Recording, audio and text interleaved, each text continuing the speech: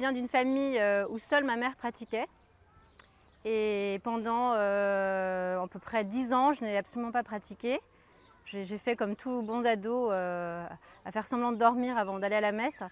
Et quand j'ai rencontré mon mari, en fait, j'avais eu pas mal de petites aventures avant, et un peu sans lendemain, un peu décevantes. Et mon mari, lui, venait d'une famille pratiquante. Lui-même avait un petit peu roué dans les brancards, mais était revenu à la foi depuis 6 mois. Et quand je l'ai rencontré, rapidement, j'ai vu que c'était un amour différent. Et il m'a rapidement demandé si j'allais à la messe. Alors je me suis dit, qu'est-ce que c'est que ce type qui me demande si je vais à la messe? Ça m'a un peu surpris.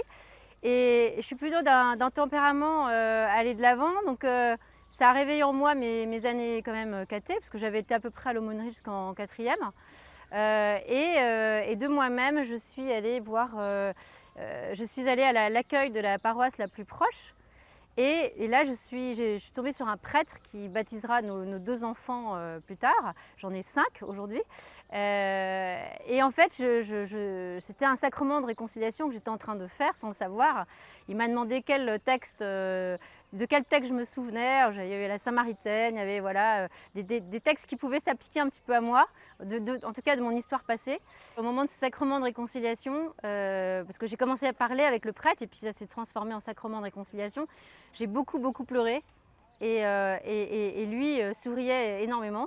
Et je pense que c'est vraiment à ce moment-là que, en faisant cette démarche qui était quand même assez osée, parce que oser passer cette porte d'une paroisse que je ne connaissais absolument pas, même si j'avais 20 ans, il fallait quand même le faire. Et voilà, c'est ces pleurs en fait qui ont transformé et cette joie de sentir vraiment à nouveau, je pense, accueillie et voilà, renouer avec cet amour en fait que je rencontrais aussi à travers mon mari, parce que je touchais un amour vrai, et c'est cet amour vrai qui m'a fait rencontrer à nouveau cet amour encore plus fort d'une certaine manière du Christ pour moi. Rapidement après, mon mari m'a offert une Bible, et puis de moi-même, je suis rentrée dans une église vide.